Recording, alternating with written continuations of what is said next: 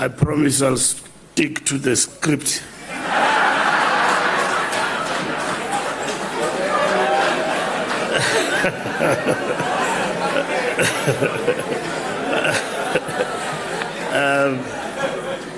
Thank you very much, Program Director.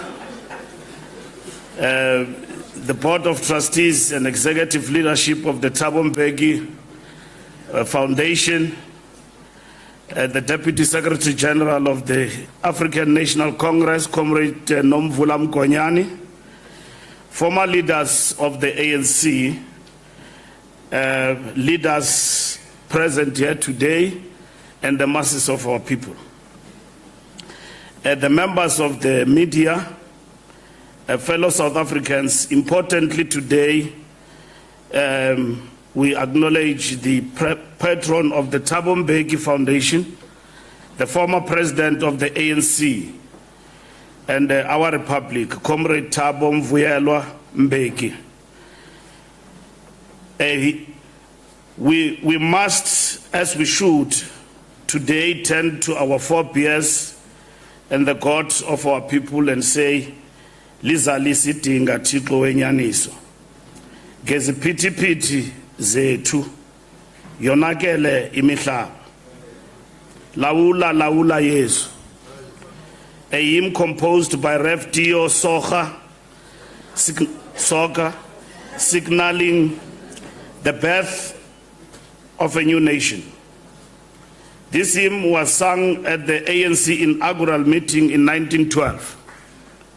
It still resonates to this very day. Ariel Dorfman, a Chilean renowned author, writer and activist, delivering the 8th Nelson Mandela lecture, warns us of the dangers of forgetting. He posits that memory does not exist in a vacuum, that a nation must bequeath its historical experiences of the past to younger generations to ensure that those memories did not die.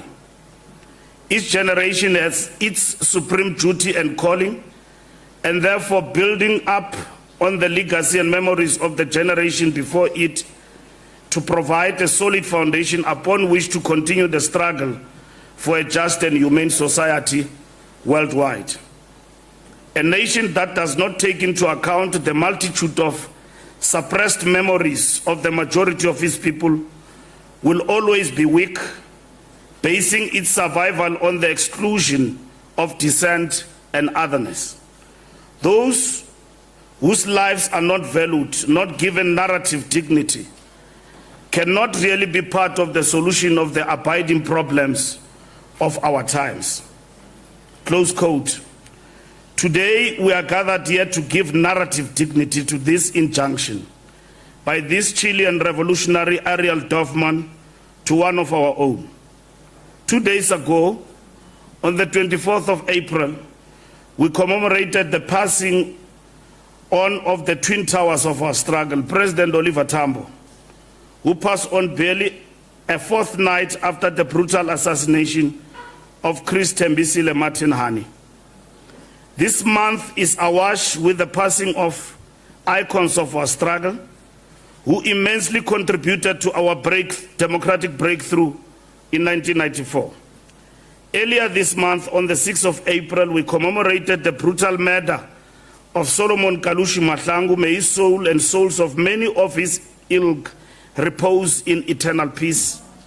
Similarly, on the 2nd of April, we observed the anniversary of the passing on of yet one of the great titans of our freedom, Umama Winnie Madikizela Mandela. In no distant hours from today, we will celebrate 30 years of democracy, an historic occasion that defied the odds when the masses of our people overwhelmingly participated for the first time in voting a government that democratically represented their aspirations, their wishes, their hopes, and dreams. We meet here tonight undoubtedly inspired by the presence of greatness, to retrace the footprints and celebrate the publication of ANC Today, a publication on his shoulders rested firmly on President Thabo Mbeki. In all those years, he too was inspired for being in the presence of such indomitable greatness of the leaders of our movement. In his entire life, President Mbeki has always revered his comrades and leaders, whether or not he agreed with them. As a genuine patriot, he sought to ease their burden. He could be aggressive in asserting his beliefs, but he respectfully acknowledges those with whom he differs. It troubles him deeply when others make unworthy comments about those in his view who have been entrusted with our future and therefore the hopes of mankind. It is indeed not surprising that President Mbeki continues to live a life of immense courage, vision, and enterprise devoted to the advancement of his fellow citizens in this country. Many of those who have the honor of getting to know Mvuyelwa Mbeki can attest that he is a man of humor, a great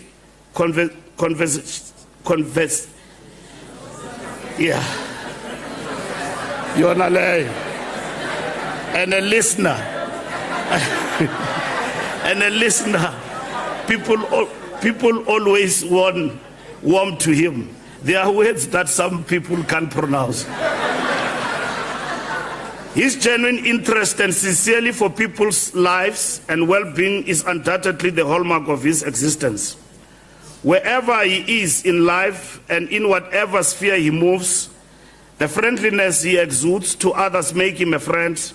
To the fatherless they have a father, and to the poor he enriches through the generosity of spirit. He continues to advocate kindness, revolutionary discipline, and commitment towards a just and humane society. The genuine attributes of selfless service to the cause of humanity comes through in every fiber of his being. He stands tall as a towering cathedral, and whose rare talents are employed on the side of freedom and truth. He is a patriot whose main virtues were shaped by circumstances and whose integrity baffled the scrutiny of his enemies. He has made integrity something to be emulated and therefore qualifies to be referred to as the moral compass of our revolution and the national heritage at large.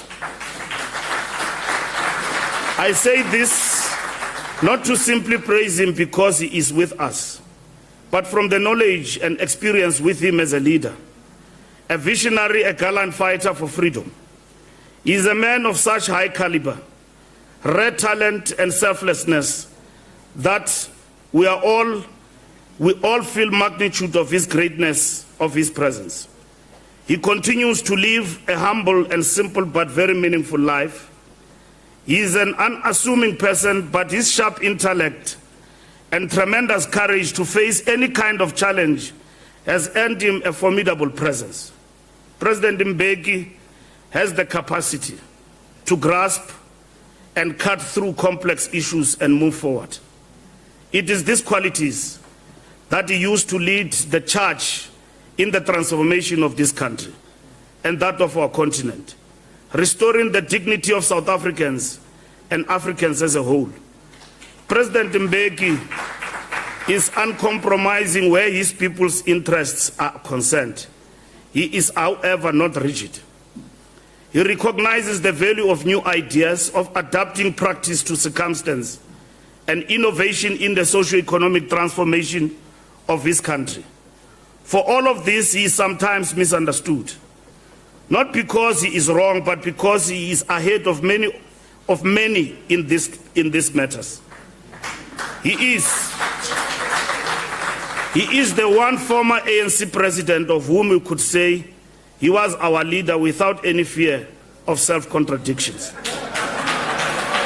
President Mbeki understood and had a deep appreciation of the role of media and the battle of ideas as an instrument to advance the cause of the struggle from his early years as youth in the ANC. Having participated in the ANC's Department of Information and Publicity, DIP, He went on to play a leading role in Radio Liberation, which later became Radio Freedom. Indeed, the ANC was spoiled with a galaxy of icons of the liberation struggle upon the political unburning, such as Nelson Mandela, Walter Sisulu Umgov, Raymond Mhlaba, Albertina Sisulu, Sophie de Bruyn, Adelaide Tambo, Joe Slovo, and countless others. As many of you would know, O.R. Tambo himself was steeped into the culture of media and battle of ideas, as attested to by the annual January 8th statements. It was a culture that President Mbeki himself revitalized and further buttressed through the launch of the ANC Today in 2001. This is the legacy and heritage of the ANC and continues to this very day. A fundamental question we need to pose to ourselves as members of the African National Congress: are we worthy heirs of this rich legacy?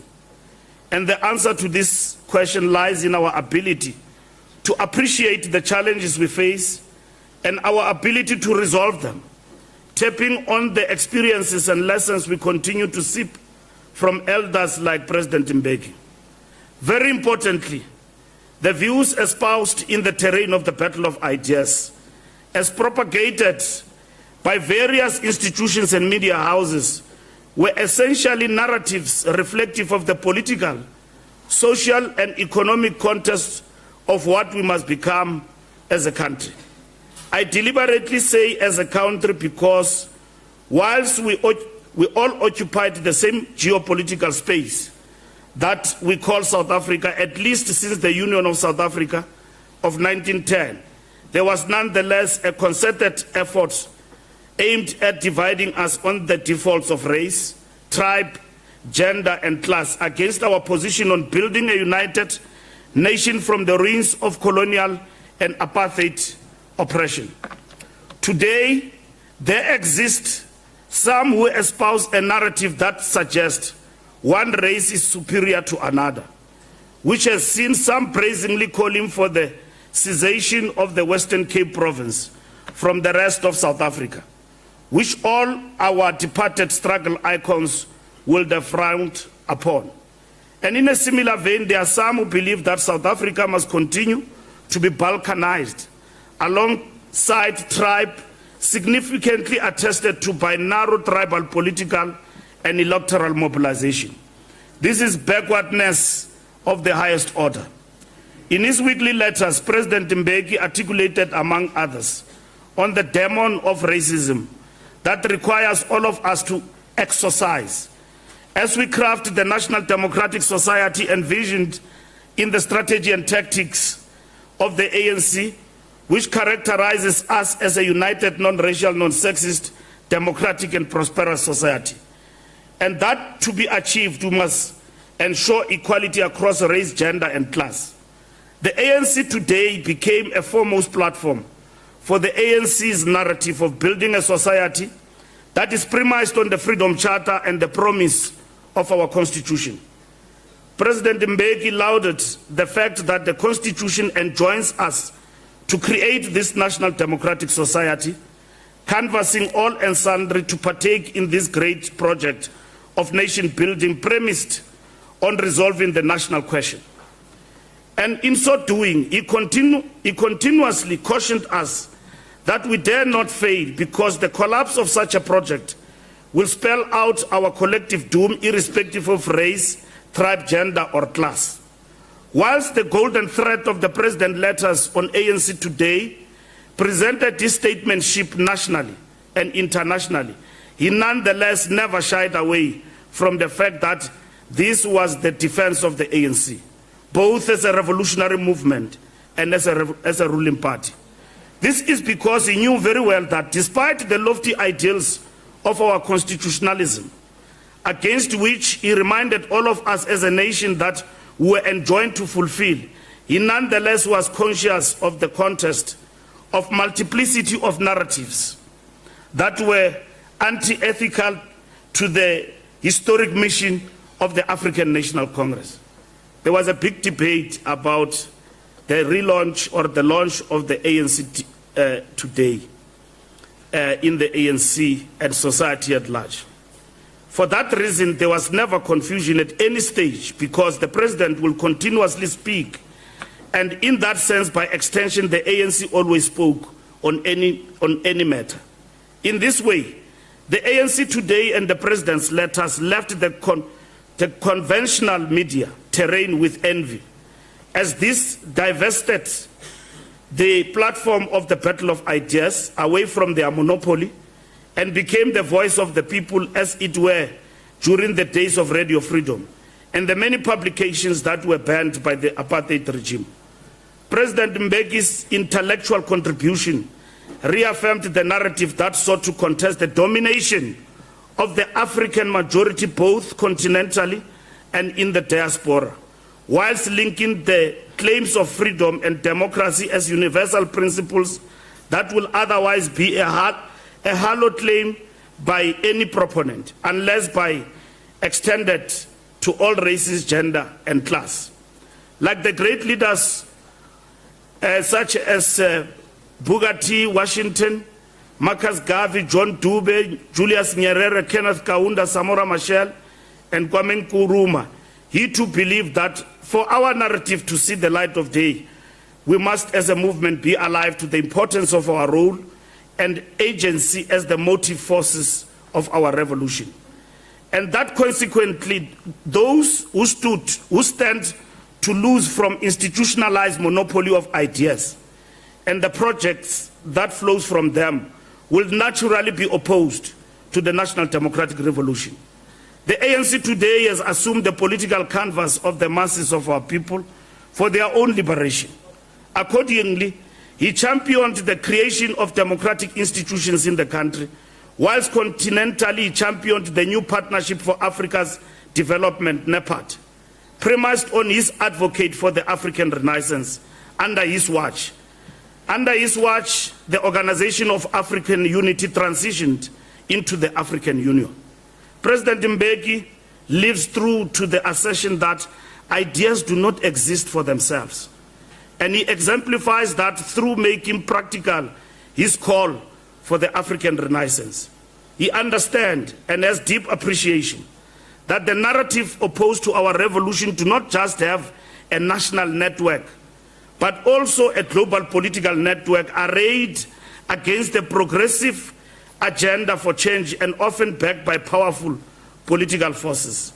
It was against this backdrop that he was an undisputed champion of the South internationally, fiercely protesting the domination of the North over the South, the global center against the global periphery. We have seen these political forces arrayed against us as we took on the baton of struggle that President Mbeki passed on to us for the freedom of Palestine, and against the ongoing genocide in Gaza, as well as striving for peace in Sudan, DRC, freedom of the people of Western Sahara, the call for democratization in Eswatini, and the removal of the Cuban blockade. His letters were in their own a profound political school, an oasis from which many of our ANC Youth League generation sipped wisdom without measure. I was privileged to have been part of the Youth League at the time as its Secretary General, and later whilst I was ANC Youth League President. At this point, allow me to strike a personal note. My opposition to President Mbeki as president in Polokwane was not an opposition to him as my leader. And then it was just a matter of succession. And it never erased in my mind that he's one of the best of the African National Congress. And I want to tell you today, President, when you were removed by the ANC, no, I decided like this as president. I said I strike a personal note. So I was one of the people through Andy Lenkutlu who was very opposed to that. But bygones be bygones. Today we really applaud the foresight of those behind the publication, of these esteemed letters, President Mbeki himself lauded the ANC DIP for steering the launch of ANC Today in 2001, and we echo his words today. Accordingly, in this vein, the authors of the book remind us in the introduction under a prologue. I therefore wish this new venture, ANC Today, the success it deserves. Historically, the national and political constituency represented by the ANC has had very few and limited mass media throughout the 90 years of its existence. During this period, the commercial newspaper and magazine press representing views, values and interests of the white minority dominated the field of mass media. Close quote. Tonight, on the month of April 2024, these letters are being posited into the annals of our history, worthy of being the legitimate narrative of the African National Congress for at least the period of 2001 to 2004. They are accordingly sealed into a vault that will never be undermined by the thuggery of counter-revolutionaries, but instead accessible to all freedom-loving people. This is the narrative that our generation, as the current leaders of the African National Congress, endorse as the official version of our history, and that anything to the contrary is duly an ordinary contest of the ANC's narrative. As we grapple with the battle of ideas, contesting even the evidence of our unparalleled record on socio-economic transformation, the ANC Today letters will be our handbook against those who seek to politically liquidate the African National Congress and replace it with clients of imperialism and neocolonialism. We will await publication of the remainder of the letters, of which I believe will be volume 2. We profoundly thank the compilers of this book, who baptized these intellectual letters into academic scholarship, as they profoundly asserted that, I quote, African intellectuals within the South African context can be categorized into at least 3 types: old African intellectuals, new African intellectuals, and radical African intellectuals, and accordingly further asserted that Thabo Mbeki represents these 3 African intellectual traditions. As a protégé of President Oliver Tambo, he would have been elated by this publication had he been alive. O.R. Tambo belonged to prior generation to yours, but your proximity to him under his tutelage make it to appear as if you were of the same generation. This is attributable to the manner you carried your revolutionary duties under O.R. Tambo. This reminds me about a point which needs to be emphasized time and again, that being at the same meeting with a comrade does not make you to belong to the same generation. And this is what is called, quote unquote, transcending of generations. I will leave to the readers of this book on the further elaboration of these 3 schools of thoughts as propounded by the book authors, and as entailed in chapter 1, of which they accordingly asserted are all composite in the singular person of President Thabo Mbeki. Thank you, Comrade President Mbeki, for your profound counsel, intellectual gravitas, and wisdom through the weekly letters, for your pioneering works and profound leadership example. Indeed, we begile indugu ebandla. And we are proud to say this whilst you are still well and alive. You are indeed worth of being honored, as is Twalande, and other accolades from our national orders. As I conclude, Comrade President, we can report to you tonight that Imi Godoi are indeed leaving the ANC in droves as we embark on organizational renewal. And may God Almighty Nezinyanya Ozizi exceedingly bless you and Umamzanele Mbeki with good health and longevity of life. Long live President, long live. Long live. Long live the veterans of our liberation movement, long live. Long live the ANC, long live. Long live Thabo Mbeki, long live. Thank you.